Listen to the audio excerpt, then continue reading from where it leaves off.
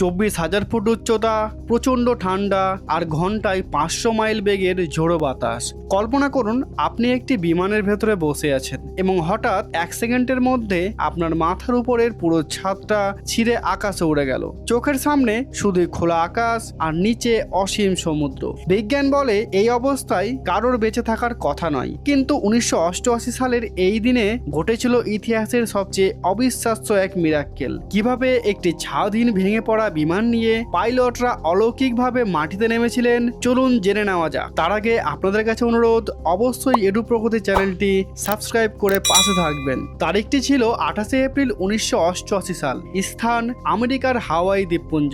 আলোহা এয়ারলাইন্সের ফ্লাইট 243 নামক একটি বোয়িং 737 বিমান হিলো এয়ারপোর্ট থেকে হুনুলুলুর উদ্দেশ্যে রওনা দেয়। এটি ছিল মাত্র 35 মিনিটের একটি রুটিন শর্ট ফ্লাইট। বিমানে ছিলেন 89 জন যাত্রী এবং 6 জন ক্রু মেম্বার। এই বিমানটি কোনো সাধারণ বিমান ছিল না। এটি গত 19 বছর ধরে দিনে বহুবার হাওয়াইয়ের এক দ্বীপ থেকে অন্য দ্বীপে যাত্রী আনা নেওয়া করত। টেক অফ করার ঠিক আগে একজন যাত্রী লক্ষ্য করেছিলেন যে বিমানের দরজার কাছে বডিতে একটি ছোট ফাটল রয়েছে, কিন্তু তিনি ভেবেছিলেন এটি হয়তো সাধারণ কোনো বিষয় এবং ক্রুদের জানার নেই। এটাই ছিল এই কাহিনীর সবচেয়ে বড় ট্র্যাজিক ভুল। দুপুর 1:46 বিমানটি তখন তার সর্বোচ্চ উচ্চতা 24,000 ফুটে অবস্থান করছে। যাত্রীরা সিট বেল্ট খুলে আরাম করছিলেন।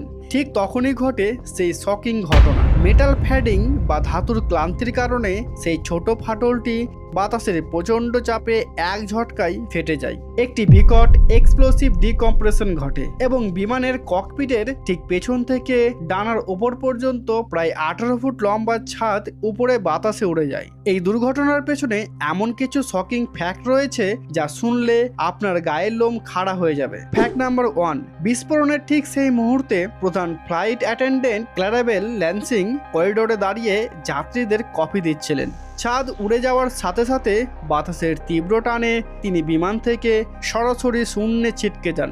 হাজারো খোঁজার পরও প্রশান্ত মহাসাগরে তার দেহাবশেষ আর কোনোদিনও পাওয়া যায়নি। ফ্যাক্ট নাম্বার 2, 24,000 ফুট উঁচুতে তাপমাত্রা ছিল -45 ডিগ্রি সেলসিয়াস। অক্সিজেন সিলিন্ডারের পাইপগুলোও ছিঁড়ে গিয়েছিল। যাত্রীরা কেবল অক্সিজেনের অভাবেই মরছিলেন না, বরং প্রচণ্ড ঠান্ডা আর 500 মাইল গতির বাতাসের কারণে তাদের চামড়া জমে যাচ্ছিল। ফ্যাক্ট নাম্বার 3, ককপিটে বসে থাকা পাইলটরা পেছনের দিকে তাকাতেও পারছিলেন না। তীব্র বাতাসের গর্জনের কারণে তারা একে অপরের কথাও শুনতে পাচ্ছিলেন না, তাই শুধু হাতের ইশারায় যোগাযোগ করছিলেন। বিমানের কন্ট্রোল ক্যাপগুলো মারাত্মকভাবে ক্ষতিগ্রস্ত হয়েছিল। বিমানটি যে কোনো মুহূর্তে মাঝখান থেকে 2 টুকরো হয়ে যেতে পারত, কিন্তু ক্যাপ্টেন রবার্ট স্কর্ন স্টেইমার এবং ফার্স্ট অফিসার মেডেলিন টমকিন্স হার মানেননি। তারা অত্যন্ত বুদ্ধিমত্তার সাথে বিমানের গতি কমান এবং মাউই দ্বীপের কাহুলুই এয়ারপোর্টের দিকে জরুরি অবতরণের চেষ্টা করেন। ল্যান্ডিং গিয়ারের ইন্ডিকেটর লাইট জ্বলছিল না, অর্থাৎ পাইলটরা জানতেও না চাকা আদৌ খুলছে কিনা। অবশেষে দুপুর 2:01 সমস্ত আশঙ্কা উড়িয়ে দিয়ে বিমানটি সফলভাবে রানওয়েতে ল্যান্ড করে। এই ভয়ঙ্কর দুর্ঘটনায় একমাত্র ফ্লাইট অ্যাটেন্ডেন্ট ক্ল্যারাবেল ছাড়া বাকি 94 জন মানুষের প্রত্যেকেই অলৌকিকভাবে বেঁচে যান। ইতিহাসে এটি দ্য মিরাক্কেল অফ মাউই নামে পরিচিত। এই ঘটনার পর বিশ্বজুড়ে এভিয়েশন সেক্টরে বড় পরিবর্তন আসে। পুরনো বিমানগুলোর বডি পরীক্ষা করা বাধ্যতামূলক করা হয়, যাতে মেটাল ফ্যাডিকের কারণে আর কোনোদিন মাঝ আকাশে এমন ছাদ উড়ে যাওয়ার ঘটনা না ঘটে।